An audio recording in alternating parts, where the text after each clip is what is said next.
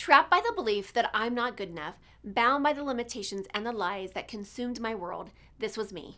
It wasn't until I took the biggest leap in my life to know and trust the power within. And it was at that moment I made a choice. My past will not define me anymore. Hello, I am Teri, and I know I am not alone in this. Over the years, I have found that the number one mistake that we make is that we get in the way of our own success story. Yes, I said it. On this show, together we'll tackle limiting beliefs, self sabotage, getting stuck, fear, doubt, overwhelm, and the imposter syndrome. Join us on this journey designed to transport you beyond your limitations to a world where anything is possible. This is Talking with Teri. Hello, and welcome back to Talking with Teri, where we have powerful conversations to transform your life and your business. Today's guest, Tania Vasallo. She is the founder of The Courage to Be Happy, a community that empowers ambitious, hardworking women to know their value and create a bigger impact in the world. We've been chatting offline, and I should have just hit play before because we're like, da da da da da da. So, Tania, welcome to the show. Thank you, Teri. I'm excited to see what transpires here during our conversation. I know, it's always amazing to see just the magic that happens just in a conversation, right? And it's, you had asked me earlier, like, talking about like the podcast, I'm like, have you enjoyed it? I'm like, yes, I love it. And this is exactly why I love it so much, is I get to meet amazing people that I wouldn't necessarily normally meet in just the everyday, because you're in a different state, you're in a different community. And so I just love that how we can come together in a really powerful way. And it's like I've created some of my best friends, okay, have come from the podcast. So I just love it. I love it. Okay, so less about me and more about you. So tell us, the listeners, for folks that have not don't know you yet, tell us a little bit how you got to be where you're at today. Okay, thank you. So I'll just talk from a career standpoint. I started my career in New York City as an art director, working for multi-million-dollar accounts like Starbucks and Samsung, AT&T, Nabisco, all these huge corporations. And I'd problem solve for them, just from the artistic side of it, just come up with campaigns for them, TV, print. And it got to a point where it just didn't align with my values anymore. I needed to leave corporate. I'm a freedom seeker. I need freedom in my life. And so I love it. And I'm also a multi-passionate person. So at that time when I was in corporate, I was also studying to become a life coach before life coaching was even a thing. Like, coaching is a very used loose term nowadays. Yes. But anyway, I was studying that. I was studying photography. I just wanted to be a freelancer, and I quit my job in New York City. So did my husband, who was also an art director at the time. And we moved back to Spain, where I'm from originally. And instead of moving to Madrid, where I was born and raised, big city again, coming from New York City to Madrid, we decided to go to the small town in the northwestern part of Spain called Galicia. That's the region, and the town's called Coruña. 200,000 people, very small town compared to where we were coming from. And we opened up a studio there, and we ran it for 4 years in Spain. We offered all kinds of creative services, from branding, art direction, graphic design. We worked in the film industry for a while, photography. And then we brought it back to the States. We moved back to the US, and we landed in Santa Fe, New Mexico, because we picked a location where we both wanted nature and we wanted art and culture, but a smaller town. Again, we didn't want to do the big city. Yeah. And we ran the studio, but here's the problem. When you have two creatives trying to run a business, it's kind of doomed for fail if you don't have any business experience. And so we didn't really fail, but it was a lot of the feast and famine. Meaning some months we'd get a client and it was awesome. And we're like, yes, we got this client. Look, we made all this money. And then the next month we're like, oh my God, our savings are dwindling. We need to go get a job. It was just a lot of ups and downs. And it got to a point. Which I think that's, I think that's a lot for, I think, as entrepreneurs, start in their any kind of journey, I think that again, I have this conversation all the time is where people, we go and we learn a trade or a talent or this is our gift, but then to lay that and make it a business is something completely like completely foreign to us, and so it's like how do you, Yes. especially a multi-passionate person, right? Like what is this? Like How do I bring it I want to be together? creative. I want to be free. I want to just express myself and I want to just, but then having to be able to actually monetize this in a way that, can sustain your livelihood. Yeah, so that's what happened is I didn't realize it at the time, but then at the end of 2015, my husband said to me, I don't think I want to run the studio anymore, and I'm like, well, like that's great. He wanted to just focus on his art. And I'm like, but where does that leave me? Like, do I go back into coaching? Like what you're saying, the multi-passion, do I go back into photography? And I didn't even consider myself an entrepreneur at that time. I really considered myself more of a freelancer, like, maybe because it has the word free in it, I'm like, oh, I do a little bit of photography. I do a little bit of this, it's kind of Yeah. like, mismatch, patch it all together. But there was a lot of soul searching. I had just become a mom at that moment too, like I had an 18-month-old in hand.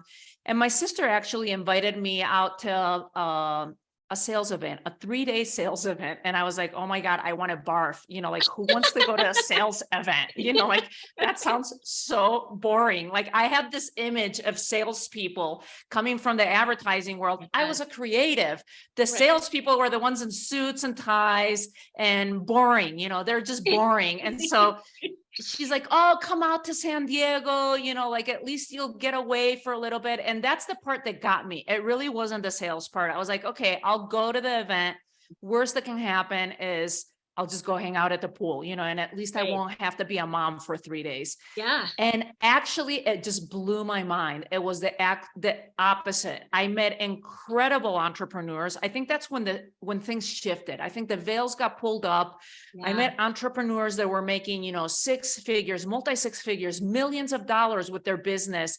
And they were down to earth. They weren't all dressed up in suits and ties like I'd imagine. Like I just had this notion, Yeah. like there were great people in their crafts, but that knew about sales and entrepreneurship. And so it just opened up my eyes to a whole new world. And I ended up at the end of those 3 days, that person, the host, made an offer to a really expensive mastermind. And like my jaw dropped, but at the same time, I was like, I need to sign up for this. Like she is my mentor. It's that, like when they say this, when the student's ready, the teacher will appear. That's Yeah. exactly what happened to me. And it was a lot of sacrifice for me because, like I said, my daughter was 18 months old. When I'd go, I went to this event and then I had to make up, for the 3 days that I'd gone away. And so my husband had been watching my daughter. So I'm like, okay, now I have to make up for the extra time I was gone.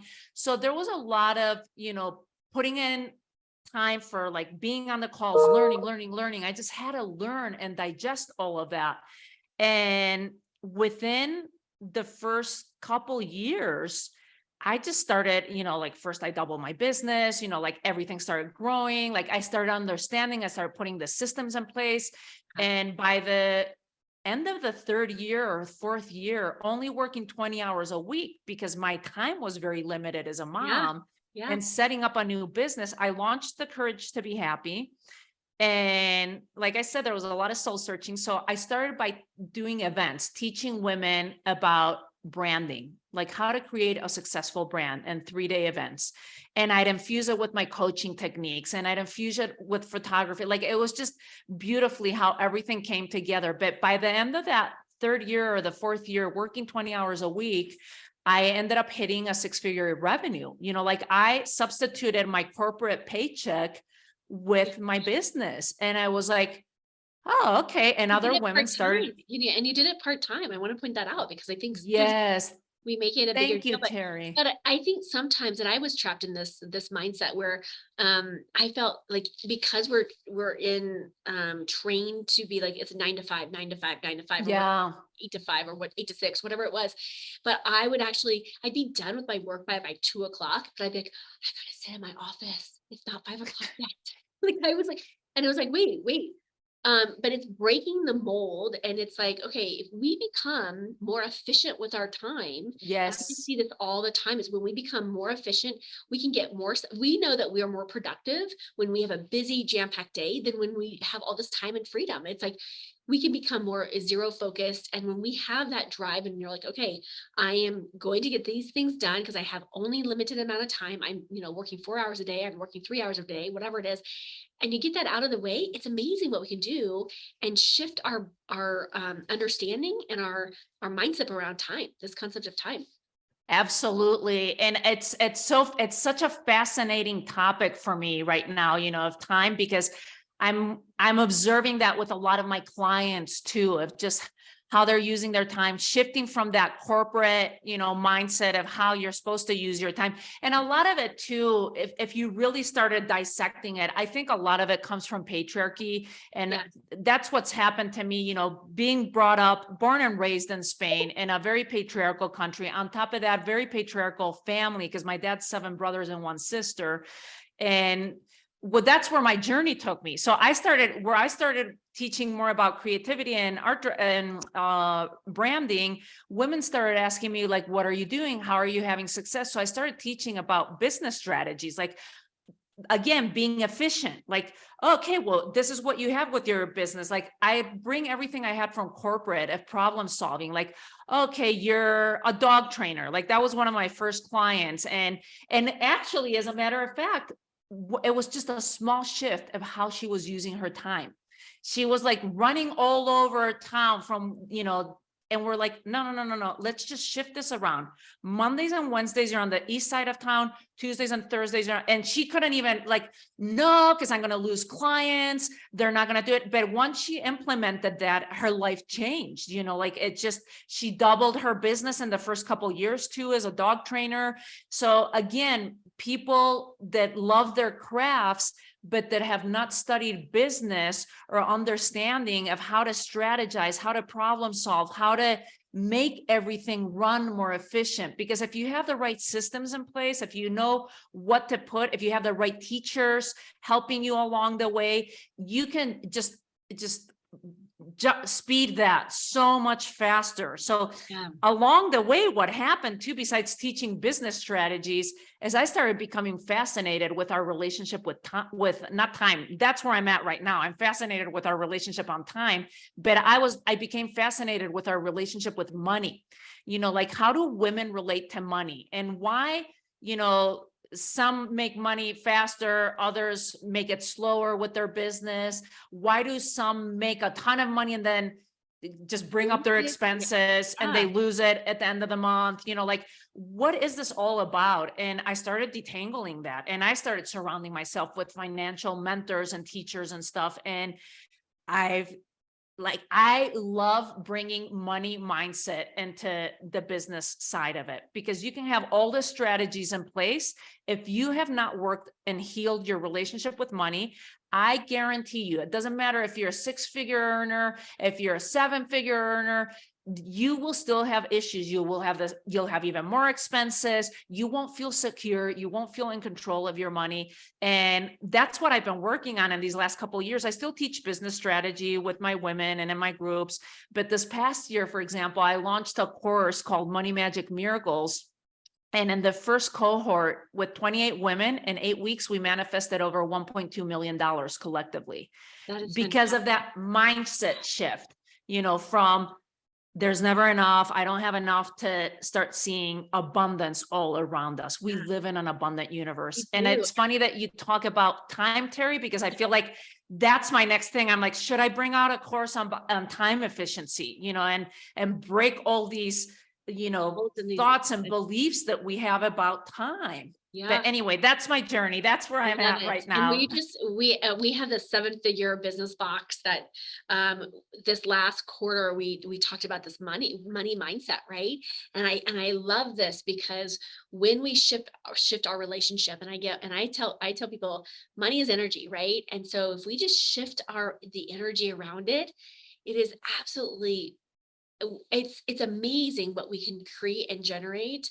And there's this great app out there that some of you have heard me talk about before, The Secret of Money, but it actually starts to track the manifested money that we've created and the money that we've been giving. And then there's like, I actually talk about it in the seven figure business. It's amazing how once we start playing with like, oh my gosh, money is coming in all the time, and how quickly we can manifest it and generate it. It's like, okay, it's powerful. It's absolutely powerful to switch flip the switch on that piece of it. So I love it. I love it. And I know that you're going to share, I think you're going to share a resource with our listeners on that when we wrap up here. But let me ask you this before we wrap up. What is a tip, a tool, a strategy that you have come to find in your years of growing businesses, expanding, even in the corporate world, like just, your life in totality here? What's been some of your favorite things to help support, women entrepreneurs really stepping back into their power and really growing and having a bigger impact on the world?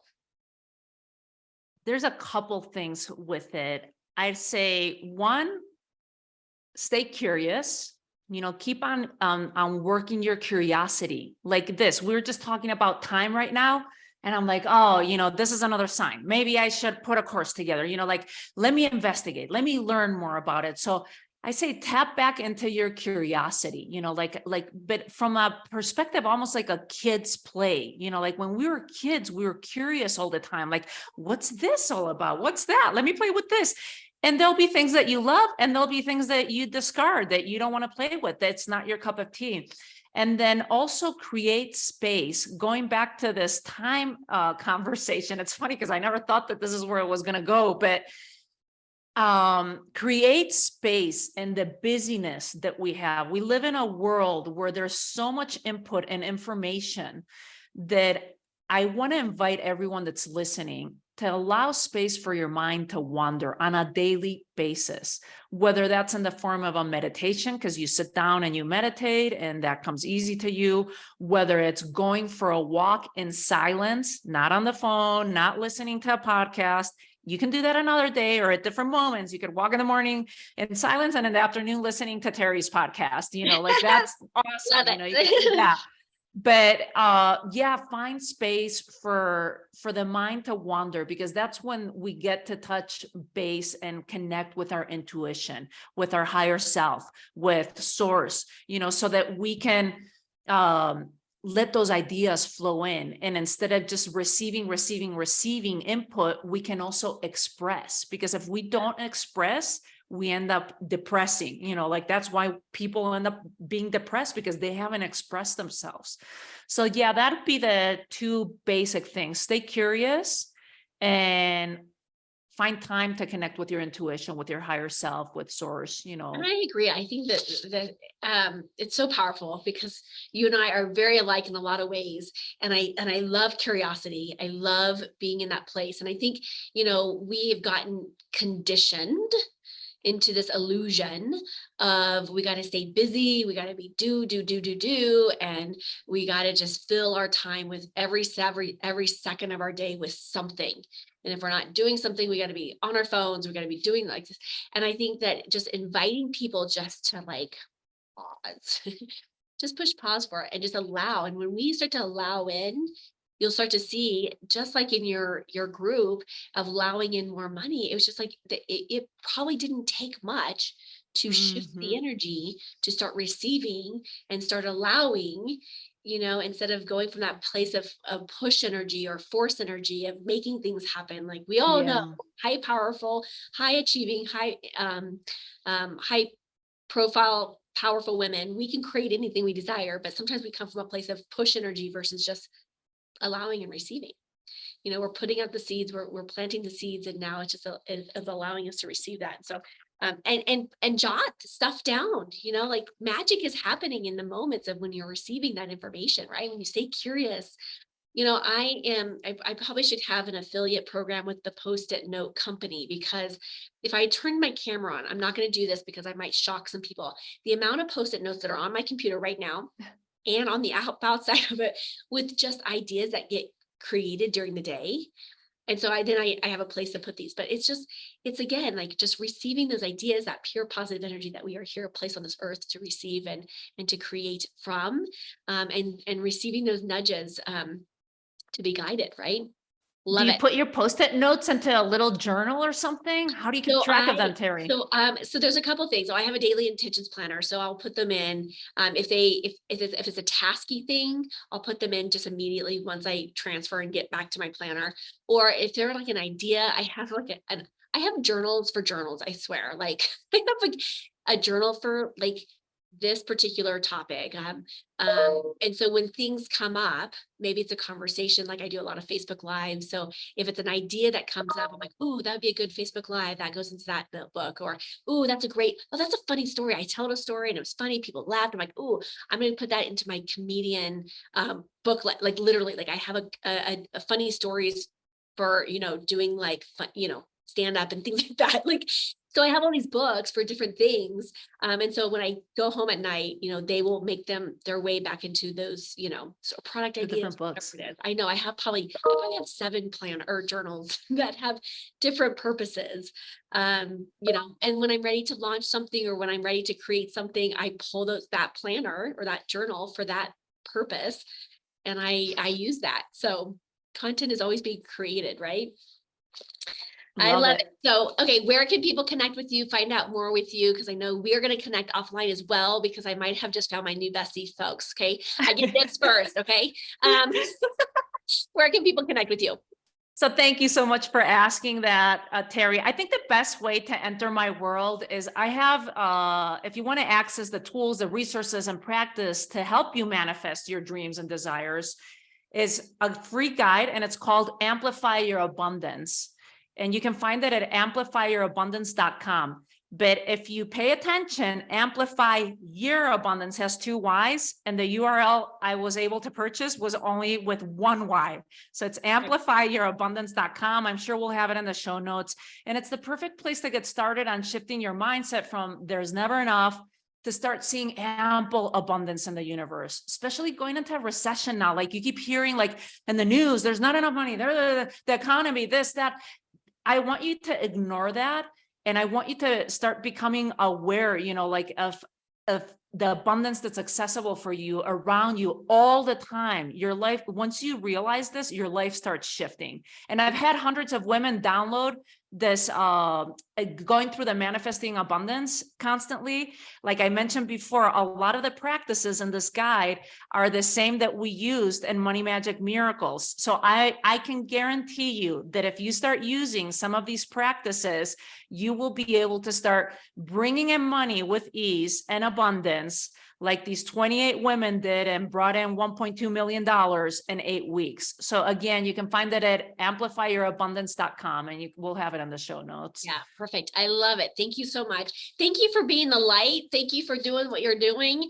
I am so excited for you and what you're creating, and also just, being a light worker out there, helping all of us elevate. And for everyone who gets to listen to this podcast and be a part of this, we're going to elevate them too.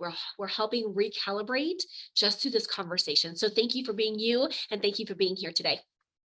Thanks.